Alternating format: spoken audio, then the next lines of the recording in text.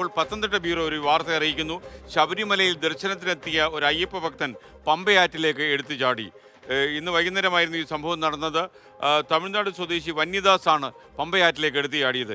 ഏറെ നേരം ഒഴുക്കിൽപ്പെട്ട ഇയാളെ ശ്രമകരമായ പണിക്ക് ശേഷം ഫയർഫോഴ്സ് രക്ഷപ്പെടുത്തിയെന്ന ശ്രീജിത്ത് ശ്രീകുമാരൻ പത്തനംതിട്ടയിൽ നിന്ന് റിപ്പോർട്ട് ചെയ്യുന്നു. വന്യദാസിനെ പമ്പയിലെ സർക്കാർ ആശുപത്രിയിൽ ഇപ്പോൾ പ്രവേശിപ്പിച്ചിട്ടുണ്ടെന്നും പത്തനംതിട്ട ബ്യൂറോയുടെ റിപ്പോർട്ടിലുണ്ട്. അതുപോലെ ഇനി മനീഷ് മഹിപാൽ ടെലിഫോണിൽ ഇപ്പോൾ ചേരും നമുക്ക് ഒപ്പം.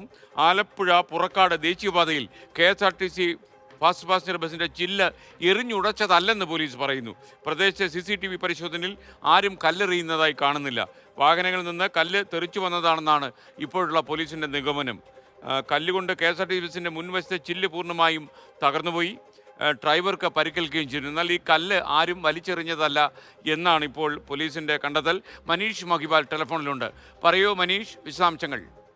SKN ഇന്ന് ആലപ്പുഴ ദേശീയപാതയിൽ ഏറെ ദുരൂഹത ഉണ്ടാക്കിയ ഒരു സംഭവമായിരുന്നു. പുറക്കാട് വെച്ച് എറണാകുളത്ത് നിന്നും കരുനാഗപ്പള്ളിയിലേക്ക് പോയ സൂപ്പർ ഫാസ്റ്റ് ബസിന്റെ ചില്ല് പെട്ടെന്ന് എറിഞ്ഞ് ഉടച്ച സാഹചര്യം ഉണ്ടായത്.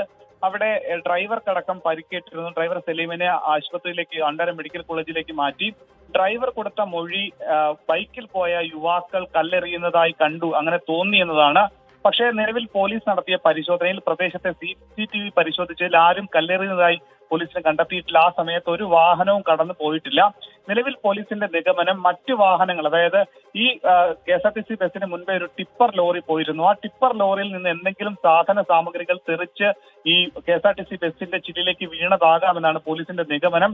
കല്ലുകൊണ്ട് KSRTC ബസ്സിലെ ഡ്രൈവർ സലീമിന് ഗുരുതരമായി പരിക്കേറ്റിരുന്നു. കയ്യിലടക്കം പരിക്കേറ്റ സലീമിനെ ആശുപത്രിയിലേക്ക് മാറ്റിയിട്ടുണ്ട്. അതാണെങ്കിലും പോലീസ് അറിയിക്കുന്നത് വാർത്ത വരുന്നു. 11 ദുരിതാശ്വാസ ക്യാമ്പുകൾ വയനാട്ടിൽ തുറന്നു. ജില്ലയിൽ 25 ഏക്കറിലെ കൃഷിനാശം ഉണ്ടായി. 28 വീടുകൾ ഇതോടെ ഭാഗികമായി തകർന്നുപോയെന്നും വയനാട്ടിൽ നിന്ന് സുർജിത്ത് അയ്യപ്പത്ത് റിപ്പോർട്ട് ചെയ്യുന്നു. 332 ആളുകളെ മാറ്റി പാർപ്പിക്കേണ്ടി വന്നു. മഴ വയനാട്ടിൽ തുടരുകയാണ്. മറ്റ് ജില്ലകളിലും മഴ തീവ്രമായി തന്നെ തുടരുന്നു. നാളെയും കാലാവസ്ഥ ഇങ്ങനെ തന്നെ ആയിരിക്കുമെന്നാണ് കാലാവസ്ഥാ വകുപ്പിന്റെ നിർദ്ദേശം. വയനാട്ടിലല്ലാതെ മറ്റൊരു ജില്ലയിലും അവധി ഉണ്ടായതായി റിപ്പോർട്ടില്ല. ജില്ലാ കളക്ടർമാർ അവധി പ്രഖ്യാപിക്കുകയാണെങ്കിൽ യഥാസമയത്ത് റിപ്പോർട്ട് ചെയ്യാൻ ഞങ്ങളുടെ എല്ലാ റിപ്പോർട്ടേഴ്സും സജ്ജമായിരിക്കും.